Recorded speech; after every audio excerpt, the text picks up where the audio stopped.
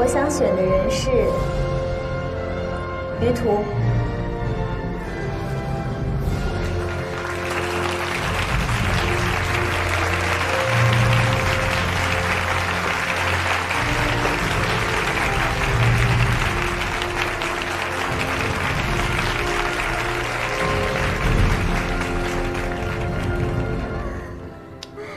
好帅啊！这晶晶竟然隐瞒的那么好。哎呀，我们晶晶的朋友当然不一般了。今天有点帅，有点吗？来，帅哥，你站我这边来。我猜一下啊，这位帅哥你也。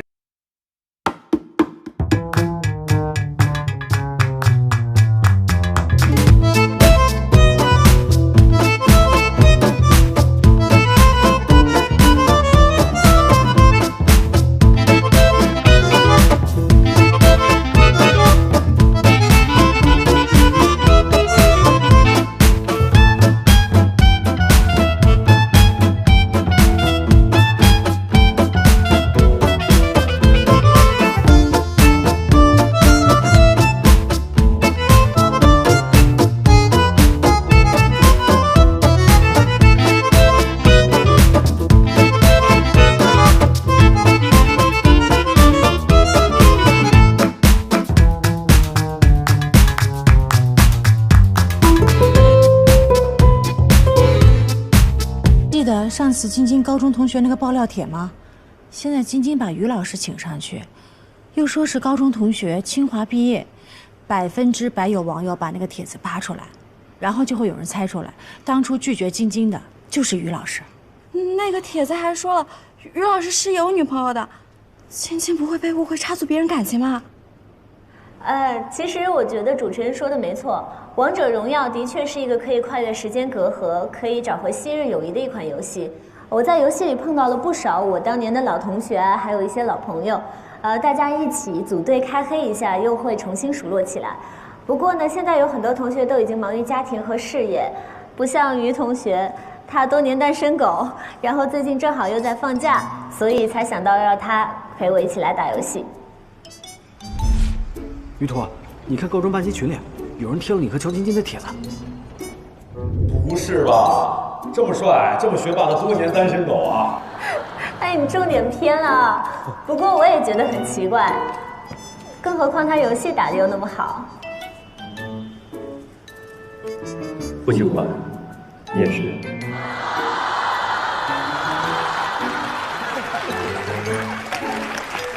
学霸的反杀。哎呀，还是晶晶聪明啊，立刻就把这件事情说清楚了。于老师配合的也太好了，他们两个也太有默契了。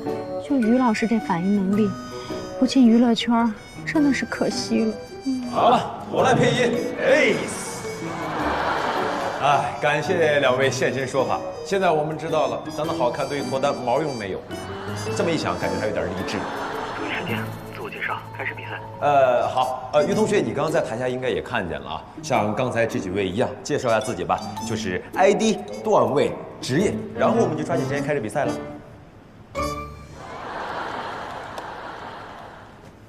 大家好，我的 ID 叫玉兔捣药，段位王者50星，职业是航天设计师。哦，航天设计师，太厉害了！造火箭吗？好物我知道。不是，我从事深空探测方向。太专业了哈。好，我不问了。双方队员再度集齐，请入比赛席。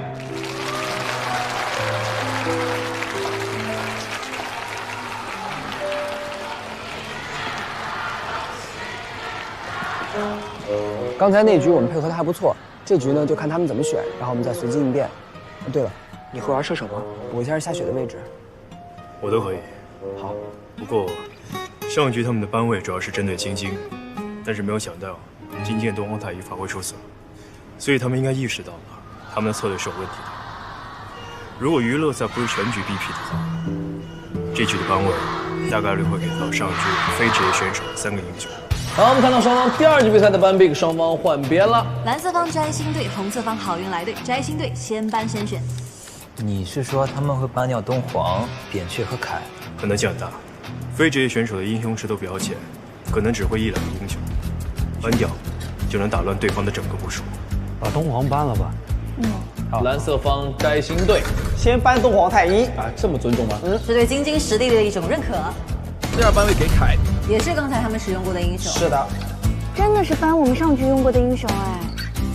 好运来搬的是蒙亚，2班马可波罗，并且行使了特殊权利，搬掉了公孙离，3班射手。传说中的夏雪是1代宗师，花间是1代师宗，没错，没有英雄可以用了。晶晶，上局已经赢了，这局要不要大胆一点？上局摘星队的职业选手都很让着主播，这一局如果仍然这样，那第一个拿英雄的应该就是射手。之前我们一起研究过这个主播的英雄值，他很有可能拿虞姬，所以我们应该可以拿到百里守约。你是说我来中单，你打射手。好运来这把 BP 策略针对花间的英雄值，3个射手英雄全被扒了，只能拿虞姬了。哎呦。刚才公孙离没带场嘛，这一局换一个英雄虞姬，哎，这就很有意思。那好运来等他用什么射手呢？先不急，先看他们1、2楼抢的是什么。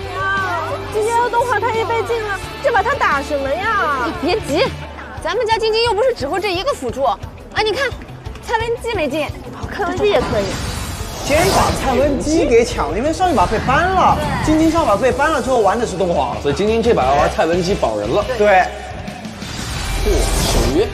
这个守约是这个新上来的小哥要打，应该是玉兔他替的是夏雪。哎，其实守约这个英雄啊，在第一次登场拿风险还挺大的，有可能会紧张。对，狙不准很尴尬。娱乐赛，搬掉2个中单，一个婉儿，一个沈梦溪。再来是4楼的番茄，他选到的是周颖的裴擒虎。像是把中路位置的 counter pick 给到了我们的粉丝小姐姐。先别急，我们看一下奇珠选择了干将。我觉得奇珠生气了，刚才貂蝉没跳起来。没错，他要拿出他的招牌英雄。是的，最后一手中路的 counter pick， 真的假的？比诸葛亮吗？这么果断锁了，直接锁了。哎呀，直播平台上都说晶晶只会玩辅助，根本就不会玩，就知道抱大腿躺赢。是的，我也看到了，他们都嘲笑晶晶说是混子。看。太过分了！谁告诉他们辅助不重要了？因为刚才是扁鹊嘛，还是比较被动的那种法师。诸葛亮还是比较吃操作。等一会儿，法刺。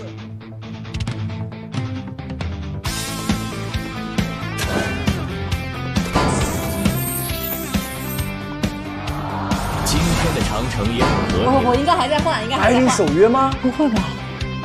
还在换，没有换过来了。还有最后5秒钟还没有确定。晶晶要玩百里守约，这个英雄叫百里守约。3、2、1，换了吗？没换，锁了，真不会吧？百里，是百里。那让我们来期待一下我们代言人乔晶晶小姐的百里守约。敌军还有5秒到达战场。好的，双方第2局阵容已经选择完毕。这局比赛我们非常的意外啊，看到晶晶拿到了百里守约这样的高难度英雄，还有这名帅哥拿到的还是诸葛亮，太期待了。那么蓝色方摘星队，红色方好运来队，我们进入比赛。哎呀，我有点紧张，我跟着谁啊？辅助你直接跟着守约，中路你一个人行吗？没问题，蔡文姬不用紧张，我们的阵容容错率很高的。再说还有周颖呢。有周颖。哎，你们俩别这样一唱一和的，让我感觉孤苦伶仃的。先是贴墙，很细节，用被动加移速，看了一下蓝野区。我觉得这一局谁都不要看，就只盯着晶晶的这个百里守约看啊。虽然说有点严苛啊。好，上线第一枪。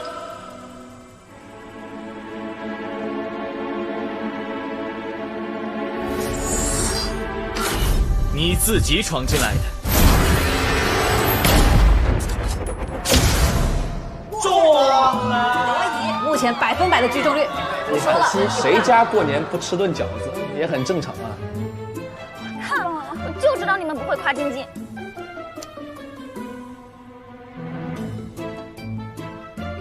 再来一句，有没有？是50%还是100%？秒。好，不说了。第二枪甩出去，哎，没中，很可惜。还可以，还可以，我觉得还挺准的，表现的不错。其实，在我的预想里，觉得1枪都中不了。幸好第一枪中了，要是连续2枪没中，估计要被嘲笑。偶像包袱这么重？那当然。First blood。哎，你不是在跟我聊天吗？怎么拿了一血？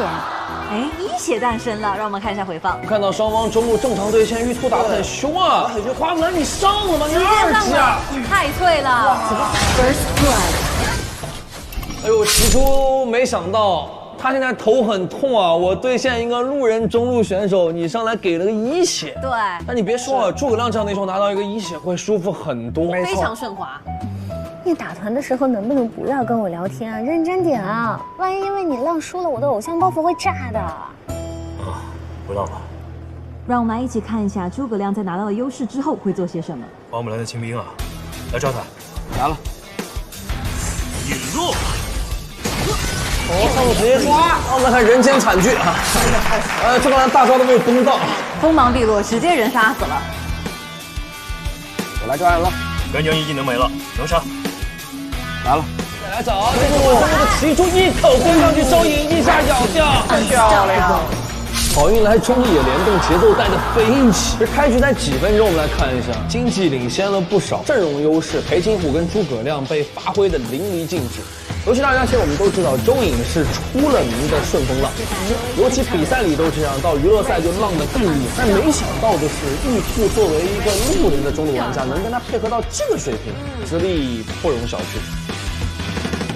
2打5，这你不懂，太自信了吧？诸葛亮这一波也要被少林收掉，裴擒虎追他下，这不浪了呀？不是说不浪吗？你们这是浪飞了吧？你平时也没这么浪啊。中单带的。这哪来的默契啊？好运来的中野联动给到了很大的压力，看骑猪的干将再往下面靠，摘星队这波肯定有想法。这波骑猪一看就是冲晶晶百里守约去的，他要小心了。晶晶，干将上去了，注意一下。干将往上走，看到了百里守约，伪装剑没中，大招也不中，大招的感觉原地加枪狙的。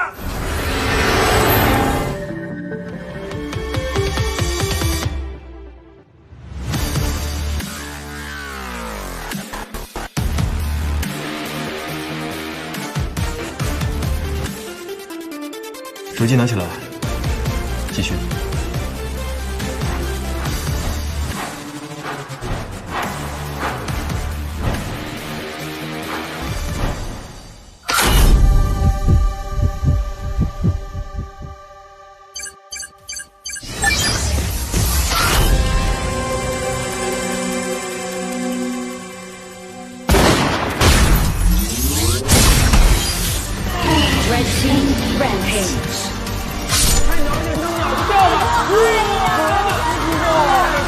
同时打中这一枪，按道理讲哦，实际这枪还放得很准。是的，这不得不说，晶晶这一枪打得非常关键，也非常准确。讲道理很意外，我也没有想到，我也以为这把晶晶要混过去呢。啊，一不小心把实话说出来。但是就算是这样，我也爱他。直播弹幕给我看看。神清气爽，这一枪我可以吹10年，真的太准了。我绕后，晶晶，你上去慢一下。这话有点渣渣的。你的血量死不了。来了，本演员已经准备好。那我们来看一下残血塔男守约不走啊，不走，往前走。诸葛亮的包没打掉守约，坏了，张飞手里没大招，闪现踩，再见。这个大招，无人能挡，崩掉了。而且你仔细看，他这一波的走位都是有设计过的。他假装撤退，其实是在绕后。这一波结束之后的话，节奏基本上就全部都在红四方手中了。没错。何流，现在经济落后多少？3000多，3000多，还好。花木兰，你现在不要过来了。好，你好好带线。好。速战速决，逼他们打团，别给机会发育。我们现在有优势，可以试试。等边线见塔。那我来开。我直接跳大了，这不有点心急了呀？给机会了，真干啊！你刚好一个没跳到。张飞吼3个，赵云1个反杀，诸葛亮上位前没有切到启珠，启珠反绕进来。You have been slain. Enemy double kill. Enemy rampage. You have been slain. 说实话，我们的这个路人玩家吕布确实跳的有点早。小熊你是真的虎，哎呀你不是熊。忘了，我大开早了。没事儿，他们很厉害，我会议快出了，待会儿接后排。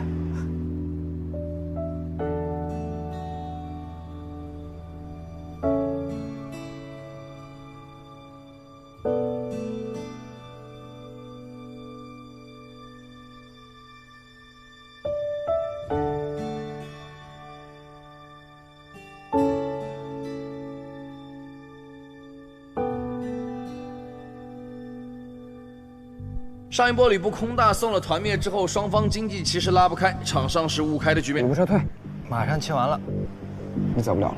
这不，吕布走的有点深了，要被抓。他没有大，他必死哎！招闪，招大，招完。我位置好，包过去能打。诸葛亮位置还不错，没人看到他。上，这是道送分题。杀大招，才是往后拉一波。赵云扎到人，张爱国飞跃直接夺2点的，不用打赵云再砍，一直能打完2连击破飞跃护出3连决胜啊！还有一个，找第4个。Quadra kill.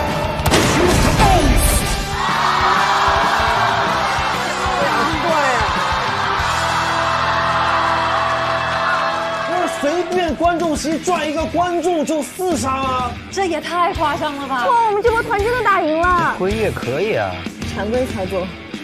不要抢我的子弹。这个诸葛亮极限4连穿反，简直是惊艳全场。这个兔子绝对是路人王级别的兔子。这诸葛亮天秀啊！没想到乔晶晶随便抓个人都这么牛啊！我眼都花了，回去我再看会，都不知道怎么操作的。哎，有戏，上高地。黑暗暴君跟主宰正面要直接压，想上水晶啊！是不是有点拖大？张飞开大了，吕布反开，他们脱节了。打中张飞，火到2个，吕布这波下来可以压进去2个人正中间，点2枪先点赵云。今天 A 人的事注意安全啊！守约顺军打掉张飞，蔡文进来起来，赵云捡马上守约闪现一枪，手给我先压一波了。好。诸葛亮大招锁定干枪，干枪反杀没中，守约跟上，四顺背上来个一枪点出去，诸葛亮运筹帷幄，百步穿杨，一枪爆头 Triple kill. 3连决胜，能一搏是没有。是的，这是波完美的开张，好在前面团灭了摘星队。一线来到高地，有机会可以赢了。真的要一搏，这一拳再过，快点水晶，点水晶，点水晶。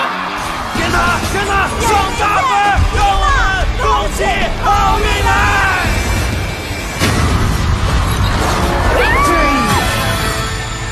晶晶最后拿到了关键的3杀，完成了自证。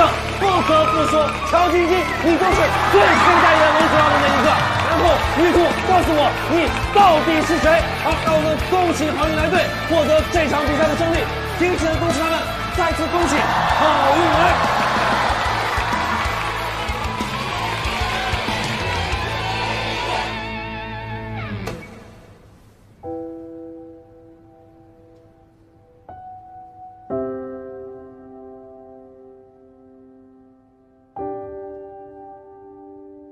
没事吧？没事。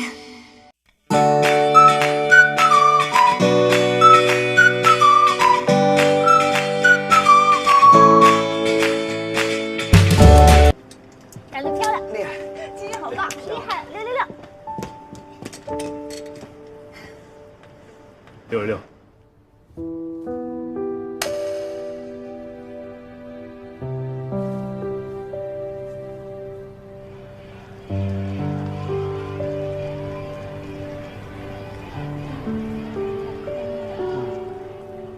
恭喜好运来队再次获得比赛的胜利，请双方选手来到舞台中央，来，有请。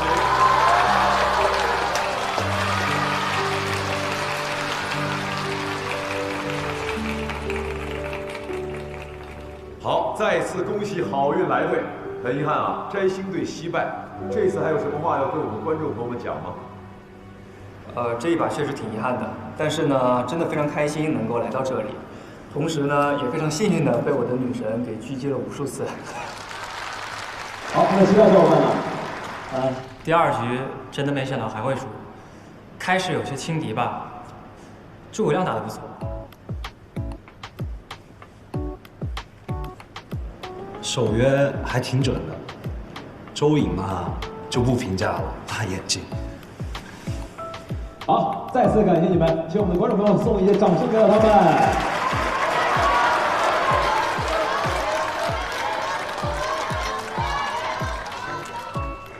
我说今天是今天全场表现最惊艳的，大家没有意见吧？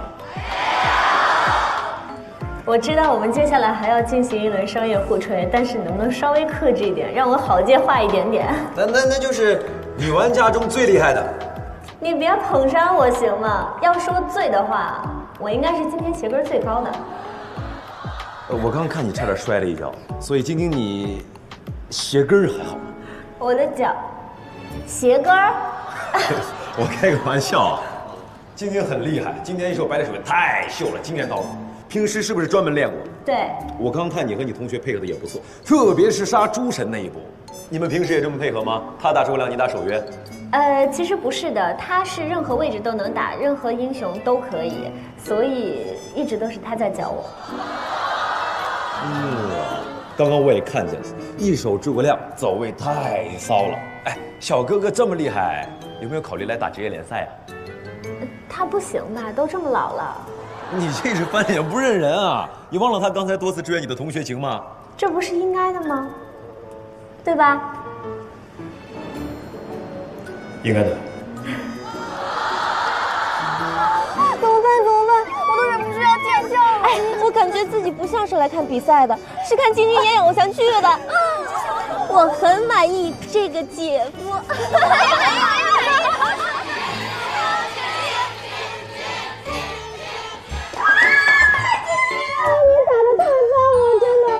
得奖还激动，说的我好像拿过什么正式的奖一样。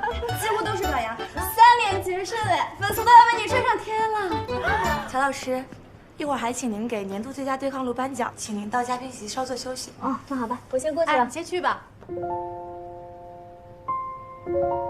谢谢你们啊，辛苦了。我今天被晶晶抱了好多次啊。我感觉我要变粉丝了。哎呦，2比0，而且还3连，我今天真没想到是这么好的一个结局。于老师，谢谢于老师，真的幸亏有你，谢谢。不用客气。哦，对了，我们给5位中奖嘉宾啊准备了一份礼物，另外还可以挑选一个英雄手办，请2位跟我去挑选一下。对了，几位老师可以去休息室休息一下，里面我们也准备了零食和饮料。好嘞，谢谢啊。谢谢老师，我们走吧。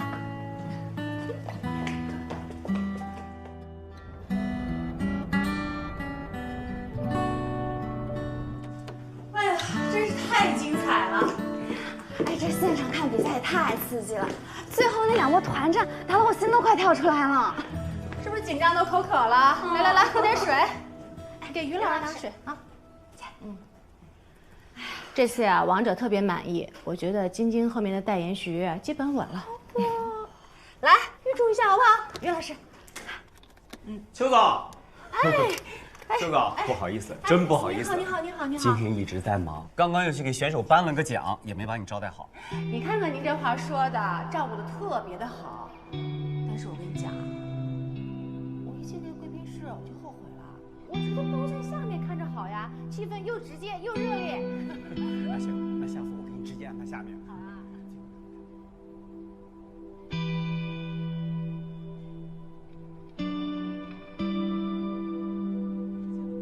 没问题。于老师，那您先坐一会儿，我们去谈个事儿。您忙。来，邱总。好嘞，您请，您好，是。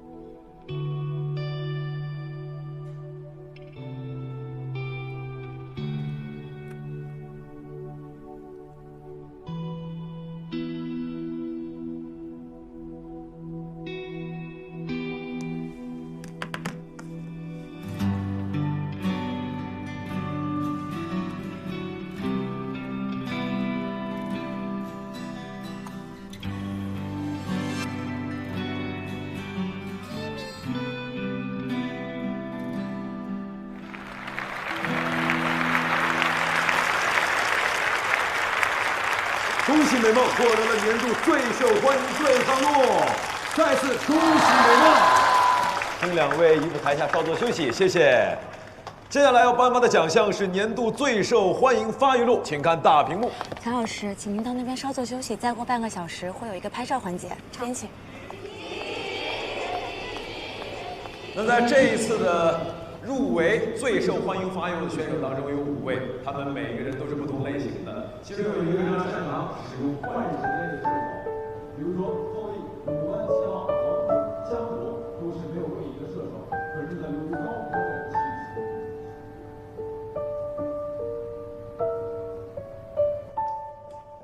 晶晶，你的百里守约真的太秀了，是你的本命英雄吗？是啊，真的太准了，尤其是打骑猪那2枪。其实今天呢，我只要是运气好，还有手感比较好。待会儿你们要走的时候告诉我一声啊，我带你们从安全通道走。好的。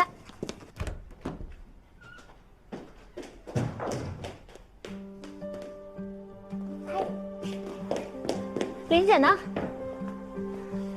她跟小朱去跟王者的人开会了，说让司机先送你回去。哦，你的外套。谢谢。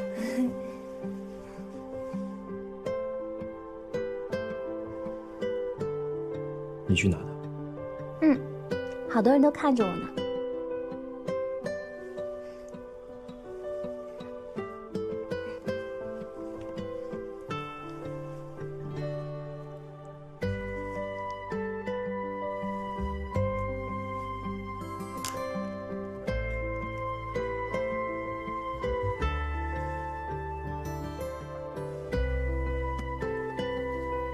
你的手机。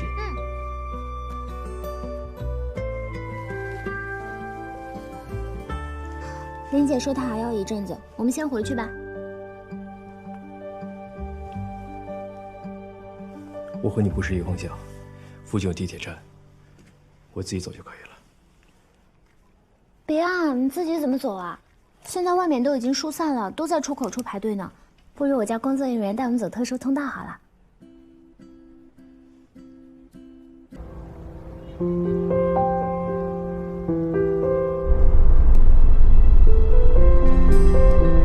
乔晶晶同学都这么帅，他们高中颜值是不是要逆天啊？小哥哥来娱乐圈啊，这颜值完全不带怕的，智商这么高，游戏又棒，粉丝说不定比乔晶晶还多。我不服，我不信。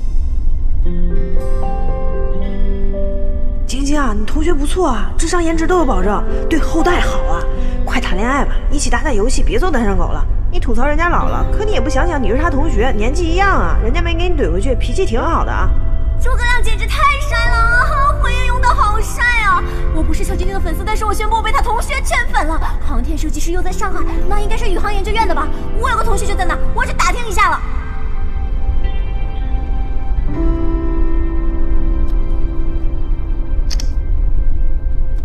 想办法把这个热搜撤下来，要快！各种营销号媒体都打招呼，不要提于老师，已经提到的都删掉。我们没刷呀，这是自然上的。我知道，总之不管什么办法，快点撤掉，我不想于途被过分关注。为什么？你都拉他上台了？我不知道他还要回去搞科研，娱乐圈这么嘈杂会干扰他，而且在研究所也不能这么高调。明白了，立刻去弄。哎，于老师要回研究所，没跟你说呀？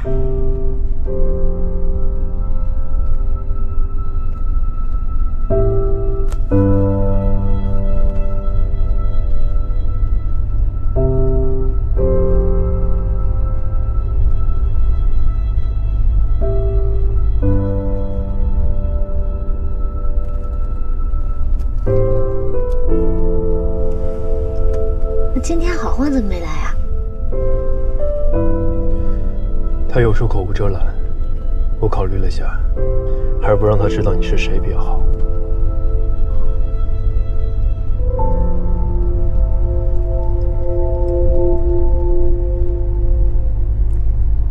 刚才你在台上说你的职业是航天设计师，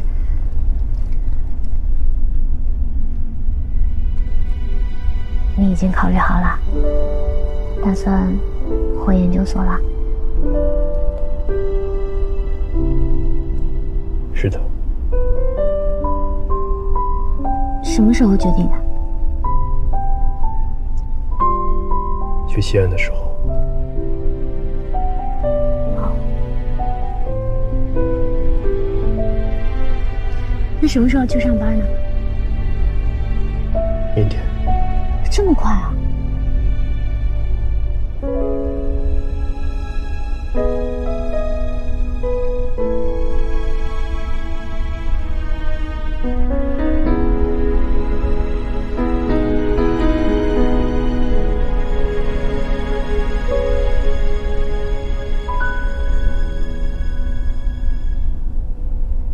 晶晶，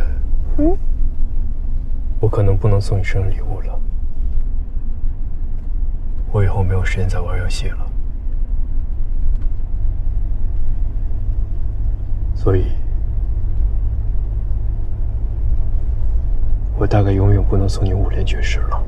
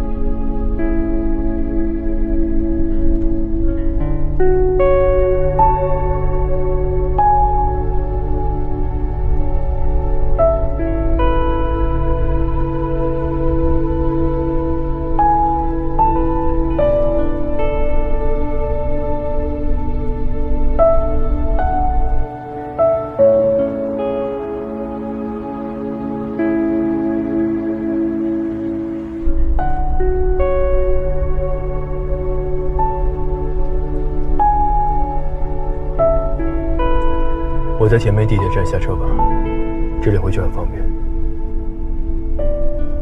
林姐说一起吃夜宵庆祝一下。我就不去了，明天还要上班。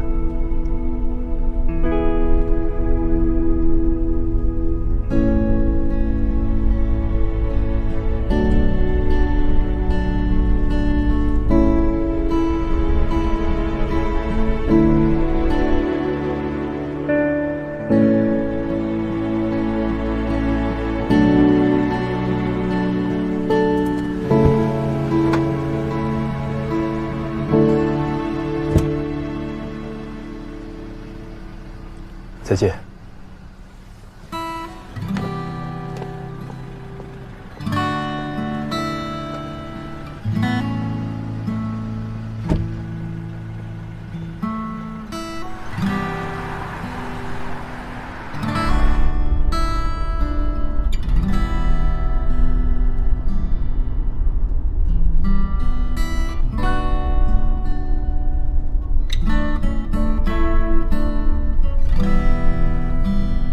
停车！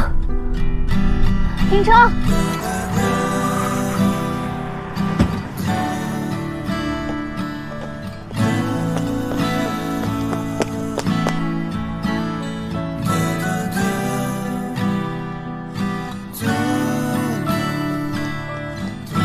别堵我！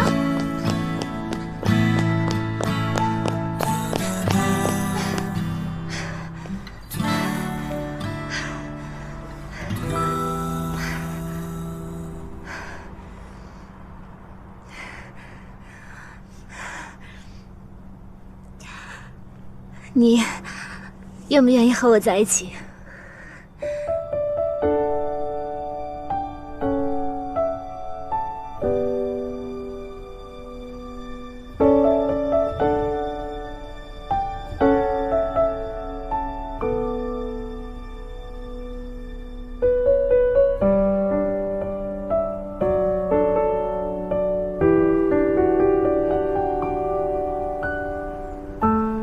晶晶，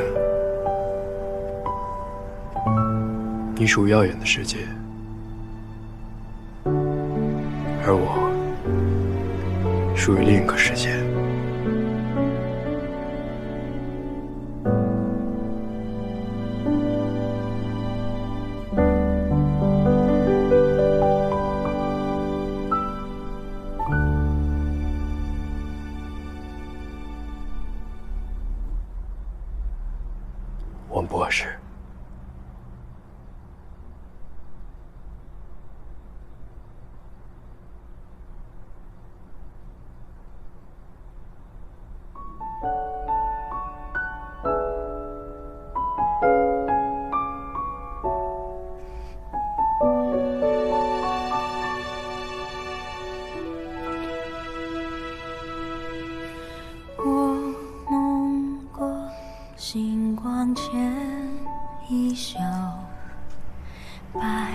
也不会问你为什么。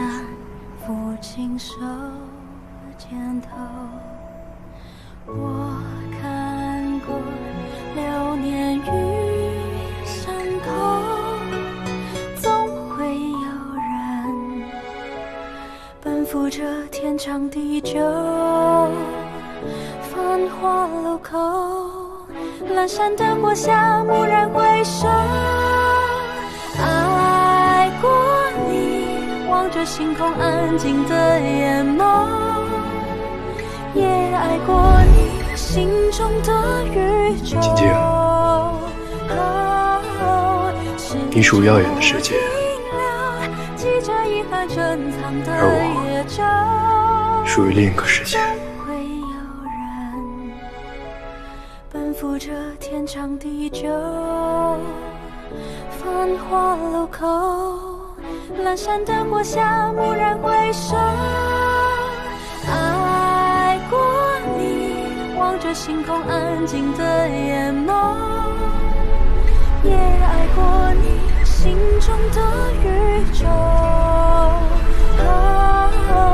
时间不停留，记着遗憾珍藏的野舟，风经过高楼，已无人等候。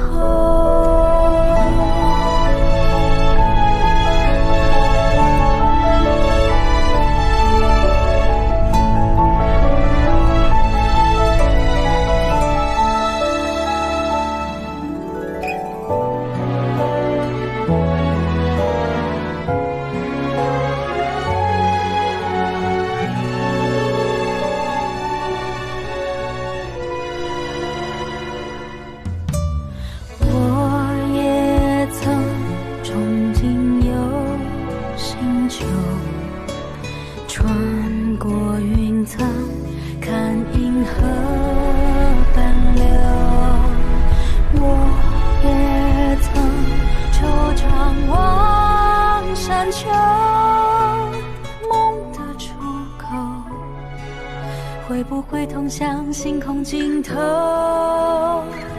蓦然回首，我在那一条星河漂流，遥望着那一颗星是你的眼眸，触不可及，璀璨难自由。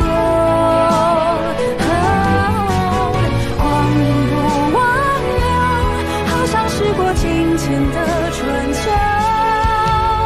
风轻松自由，我倾听岁月温柔。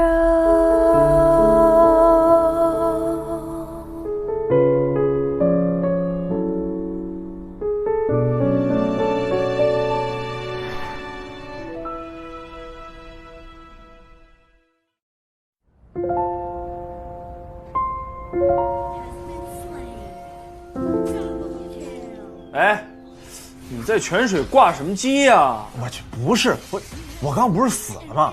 然后我就切出去了，看了一眼微信，于途背着咱们哥几个，悄悄干了件大事儿啊，整个大学群都炸了。呵，什么情况？他去打王者荣耀的比赛了啊，还是跟乔晶晶在一块儿啊！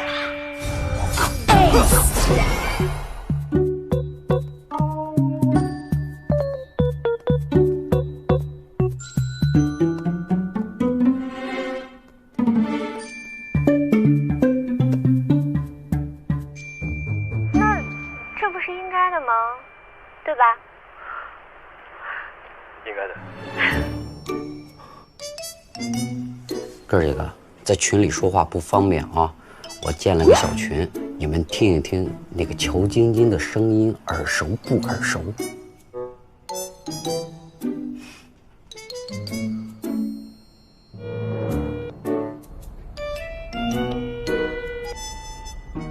我给于途打电话了，他一直没接，要不一会儿再打吧？别打了，明天有情况。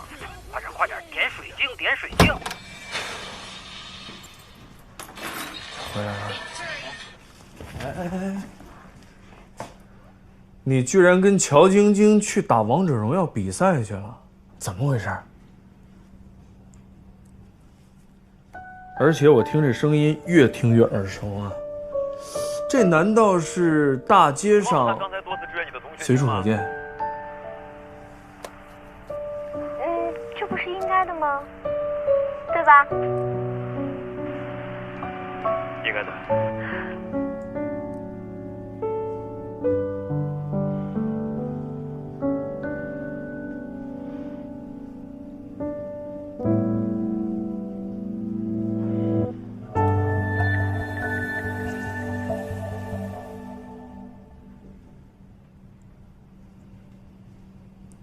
再讲不到了。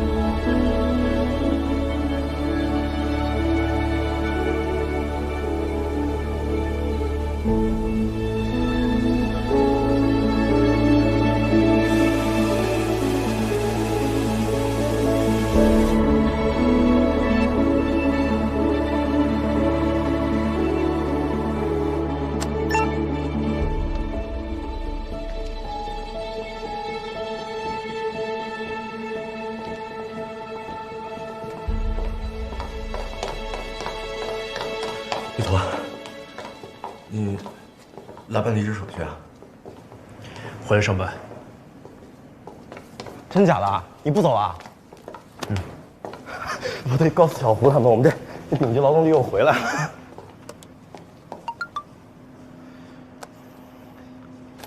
玉坨，你到我办公室来一趟。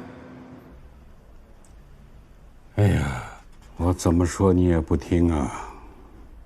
老胡一个电话，西安去了，也肯回来了。我是你的老师，还是他是你的老师啊？跟胡总没关系。在西安，我自己想清楚了。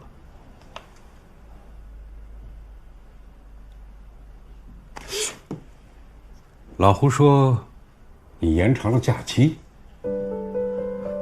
难道不是因为还有疑虑？不是，当时有些事情还没有处理完。坐坐坐。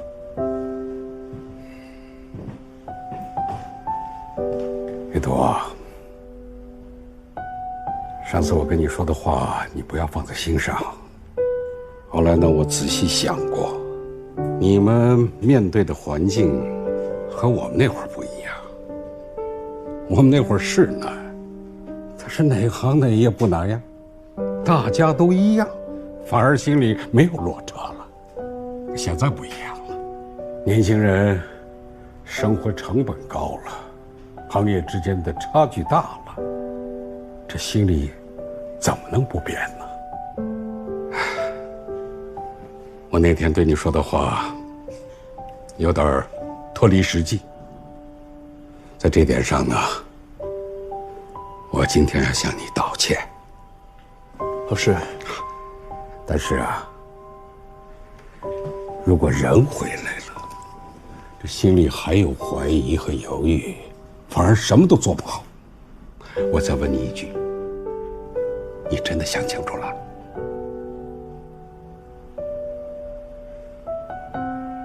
我会全力以赴。好，那就好啊。我们航天队伍越来越年轻了。哦，前几年北京那边还有一个35岁就当上了总师的。我真的很希望你能够朝着这个方向努力。哦，关在怎么突然病了？不要紧吧？他说没什么事儿。叮嘱我，让同事们别去看他。这个人呢，就是这个脾气。不过他的工作，你们要多担着点儿。好，你去忙吧。哦，对了，那天那个女孩子，我听我太太说是个明星。这姑娘不错呀。讲话呢还有点道理。你的终身大事也该考虑一下了。我看她不错，你应该积极一点。老师，我凭什么呀？凭你的本事啊！哎，我真是看不懂了，你一个堂堂的未来总师，名校毕业，怎么就配不上一个女明星啊？就是因为钱？这样说吧，就算你年薪100万1000万，恐怕你也没有人家挣得多。我们航天是最浪漫的职业，这个你还不明白吗？怎么会有你这么个东西呀？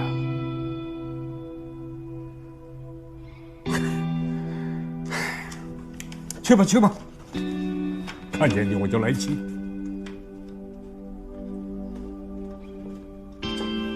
回来，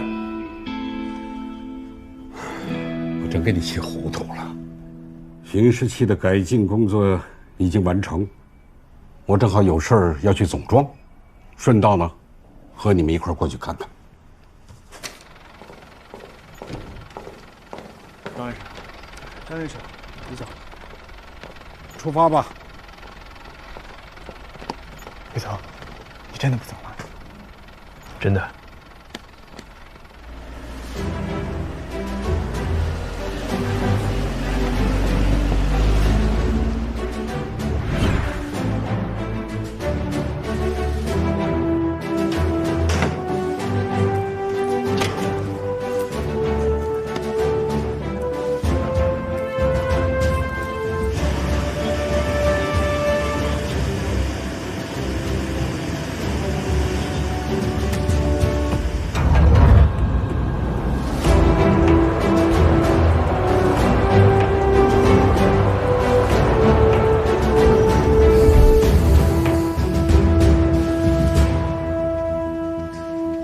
张院士，您怎么亲自来了？有点别的事情。另外，这次巡视器的状态确认工作，他们总体的主任设计师在其他的型号上有任务，关在又忽然病了，我们安排由于途牵头来完成。卢工，有些日子没见了，于工，给他放了个假，现在该抓紧干活了啊！那我们开始吧。好。之前你们测试的文件和数据都准备好了吧？都准备好了，我给大家发一下。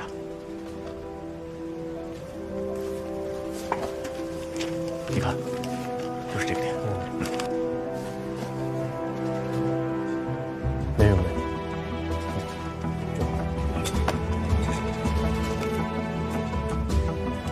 大家先看一下这个巡视器。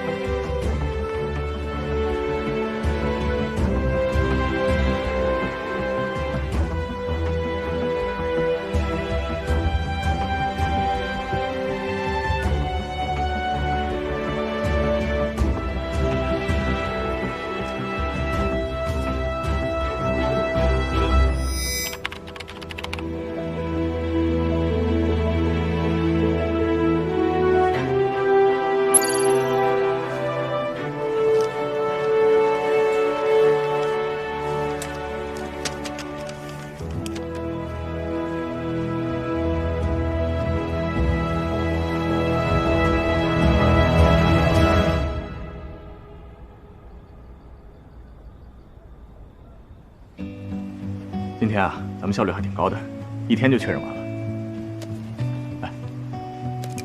哎呀，辛苦你们了，陪我们加班到现在。嗨，这都是家常便饭。明天10点前可以送到星表模拟实验室吧？明天可以。来，麻烦你们了。哎，慢走，慢点。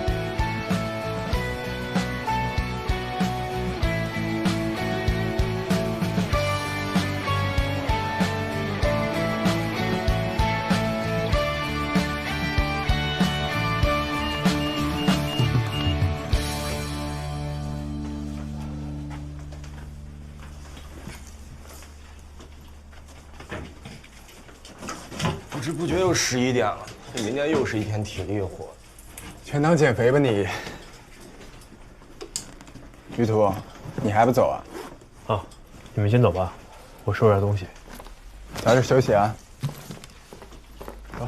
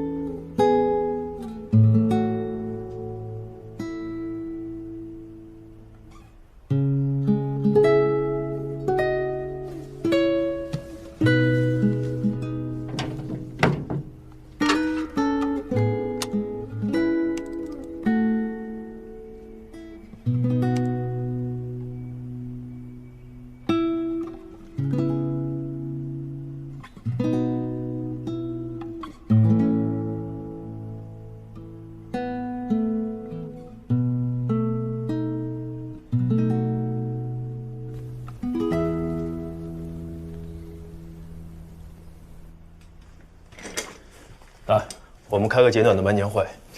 今天的试验项目主要是做速度能力、转弯能力的实验，还有极限移动能力的实验。把这些事儿商量一下。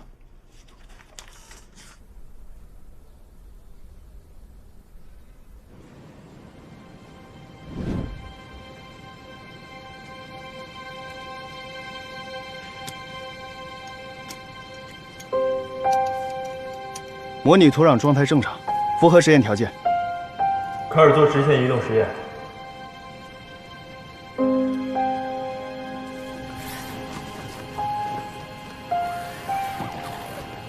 平地运行工况仪第一次正常完成。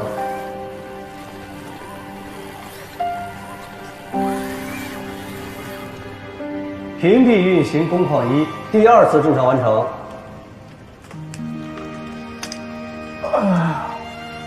说起来，做实验也是枯燥啊。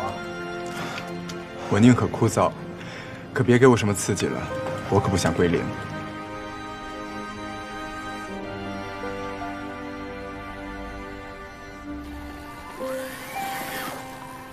平地运行工况3第5次正常完成，下面准备爬坡测试。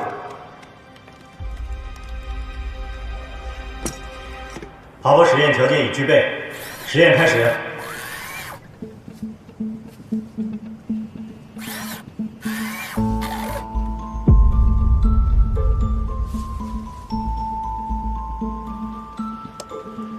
停！怎么卡顿了？我这边遥测也显示异常。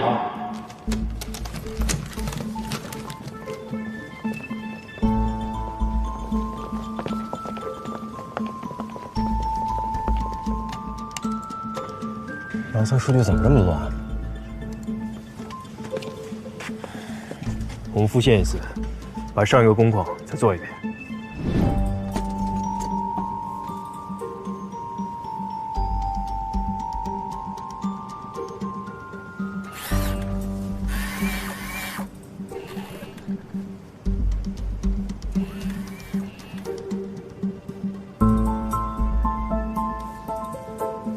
停！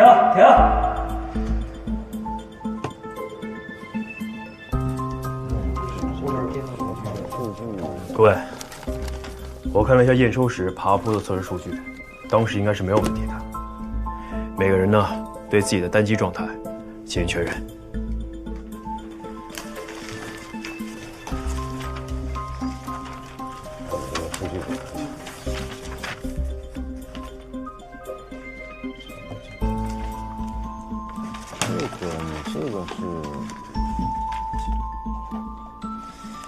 通信系统确认没有问题，通过遥测发现上行指令皆已收到，综合电子也确认没有问题，已经正确的把指令发送给了移动装置。移动这边也应该没有问题，平地直线和转弯的实验都做了一整天了，也没有出现卡顿的问题啊。把你们今天的测试结果报告和图纸拿来看看。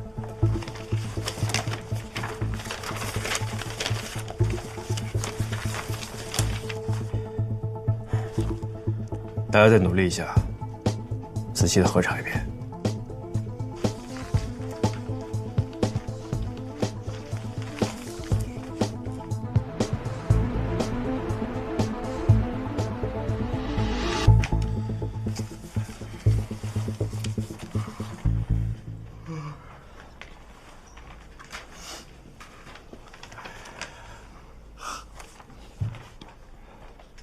大家今天先休息，明天清醒一点，我们再讨论。希望明天把问题都找出来了，要不然我女朋友生日就不好看了。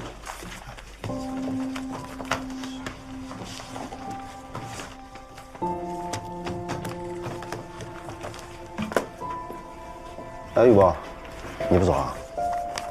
我家离得近，晚点再走。行吧，注意身体。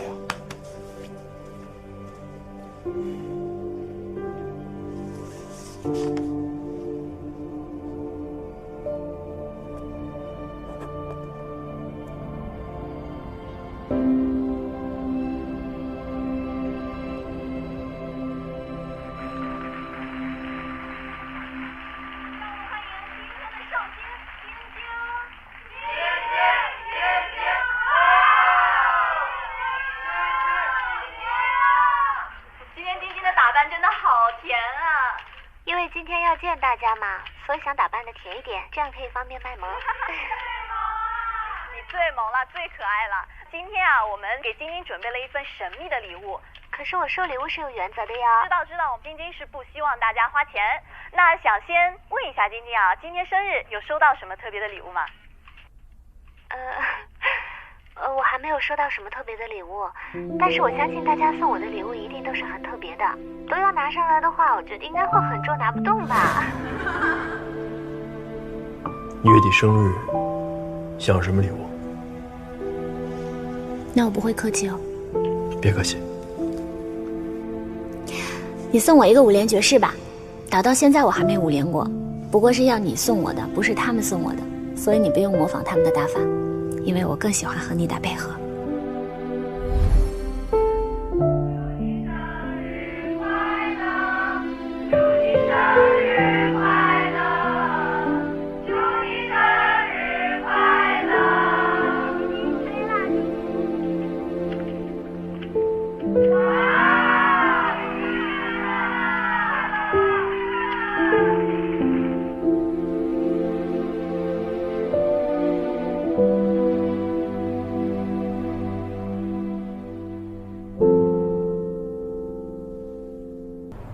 昨晚，我查看了一下各分系统的详细设计报告和图纸。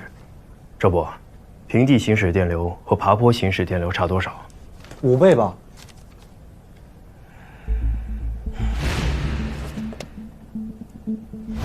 问题应该是在这儿，所以现在最怀疑的是电磁干扰的问题。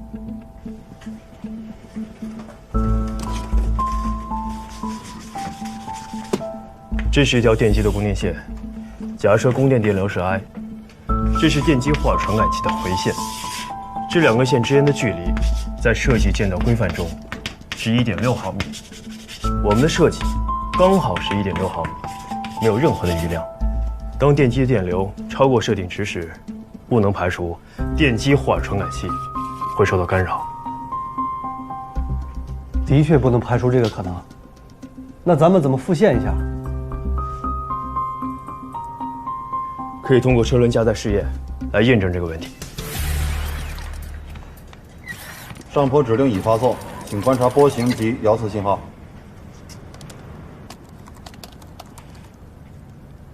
车轮行进速度不稳定，同时电机霍尔传感器出现异常毛刺。现在电机是 PWM 控制状态，展波频率90几十 K。刚才看了一下，挂砝码时电流能达到1安多。电机霍尔传感器和电机的3象限的确离得太近了，所以会把电机霍尔传感器干扰出这么多毛刺。那下一步就是把信号线和电机线分2个方向走。上坡指令已发送，请观察波形及遥测信号。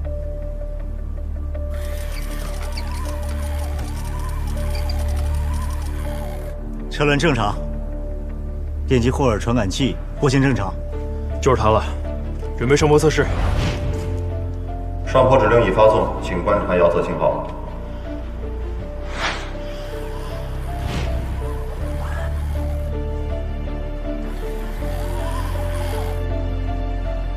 车轮行驶方向正常。看来找对原因了。大家辛苦啊，多试几次。确保没问题。好嘞。张工，早点下班吧。啊？不是你女朋友生日吗？行，大家辛苦啊，我明天多加会儿啊。